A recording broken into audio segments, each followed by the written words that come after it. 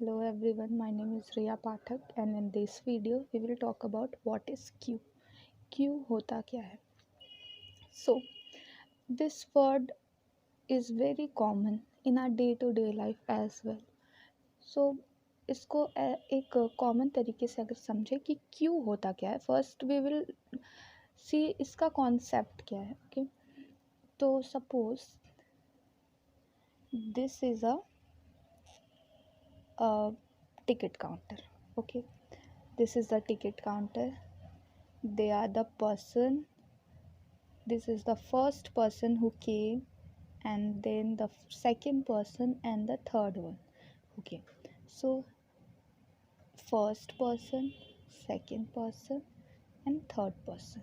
Okay, तो ये इंसान पहले आया तो ये टिकट लेगा और फिर जाएगा. ओके, देन सेम प्रोसेस यही करेगा, ये टिकट लेगा इसके बाद बट ठीक है, और फिर ये जाएगा, फिर इसके बाद ये टिकट लेगा और फिर ये जाएगा. सो ये जो हमारा यहाँ पे प्रोसेस हो रहा है ये बहुत ही सीक्वेंशियल हो रहा है, बहुत ही ज़्यादा सीक्वेंस में हो रहा है. सेकंड, हम एक और चीज़ यहाँ नोटिस करेंगे दैट कि अगर हम इस पर्सन को देखें तो ये पहले आया, ठीक है, तो इसको हम क्या लिख सकते हैं, फर्स्ट इन. ओके, ये पहले आया देन ये आउट हुआ, ठीक है, फर्स्ट आउट. फिर ये आया और फिर ये गया, ठीक है, तो पहले इसका काम होगा, ठीक है, तो ये first in first out purpose पे काम करता है. ये हम मतलब इन आर नेक्स्ट और आगे के वीडियोस में वी विल सी कि फिफो को कैसे यूज़ करते हैं ये, ठीक है.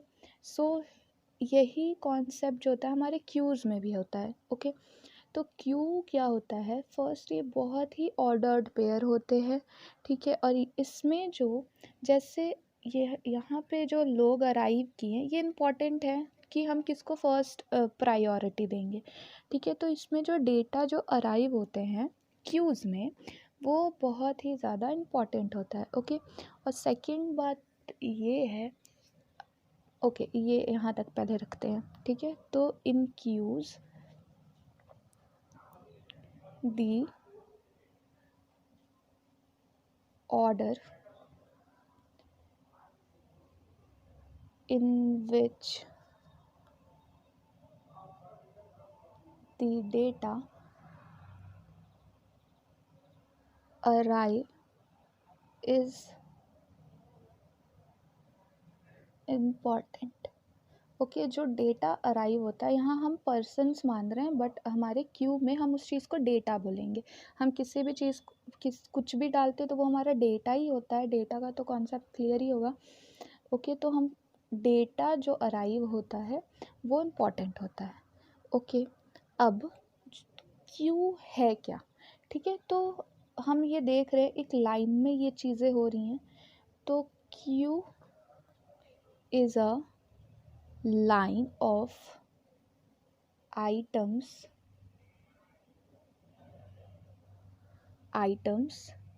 waiting to be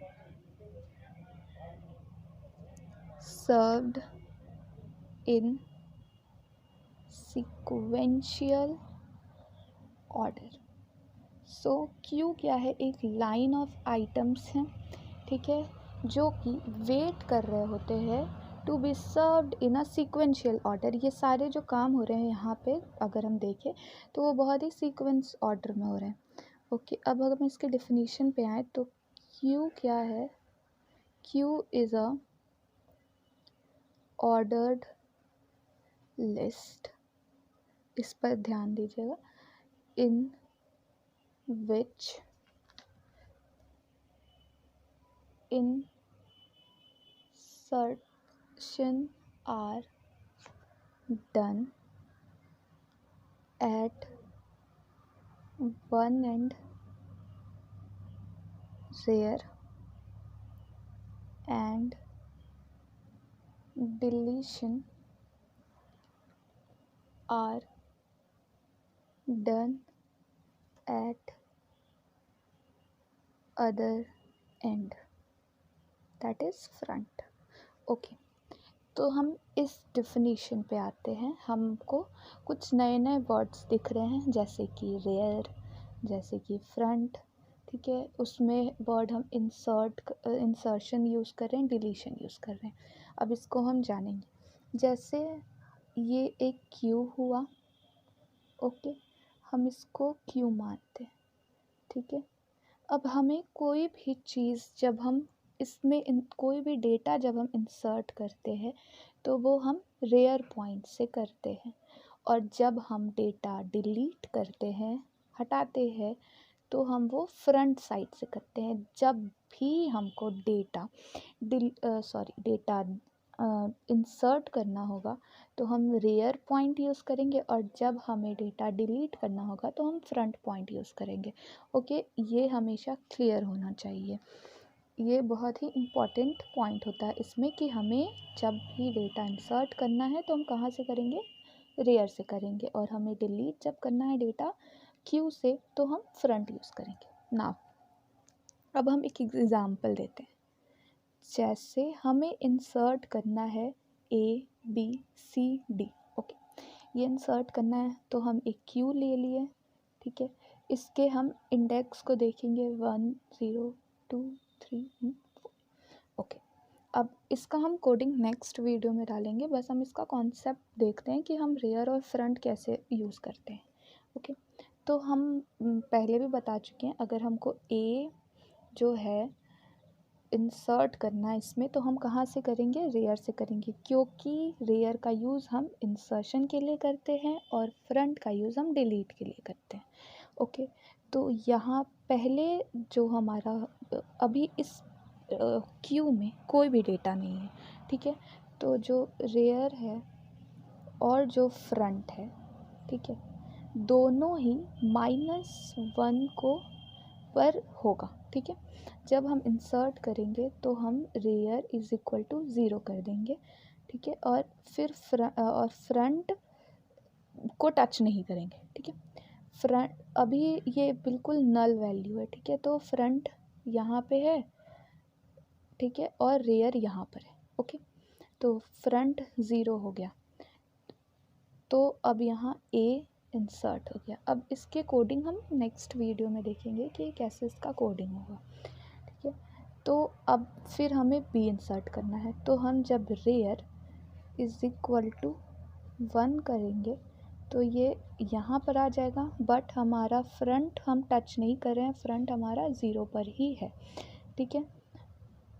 2 आ गया यहाँ पे, लेकिन फ्रंट क्या है, 0 ही है।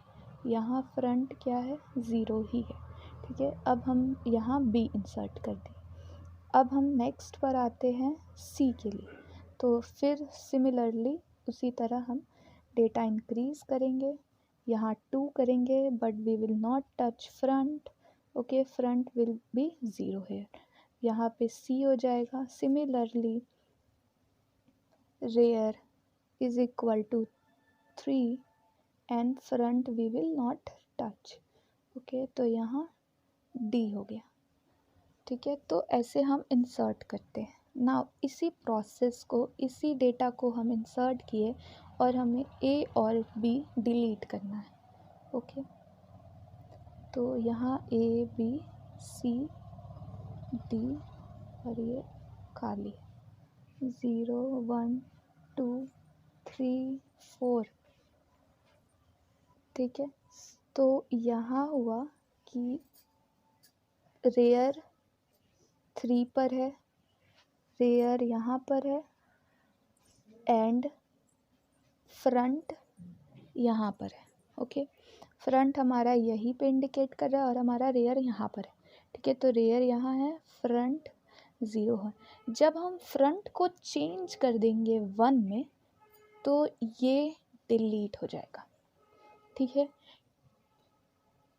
अब A डिलीट हो गया, अब हमें B डिलीट करना है, ठीक है। तो रेयर हमारा 3 पर ही रहेगा, लेकिन अगर हम फ्रंट को 2 पर ला दें तो हमारा B भी डिलीट हो जाएगा, ठीक है। बट देखने वाली बात ये है कि हम यहाँ पर रेयर को टच नहीं कर रहे हैं, ठीक है। और हम जब इंसर्ट का प्रोसेस करते हैं तो हम फ्रंट को टच नहीं करते हैं। तो ये कॉन्सेप्ट है क्यू का, और आगे हम इसकी कोडिंग पढ़ेंगे। Please like, share and subscribe to my channel. Thank you.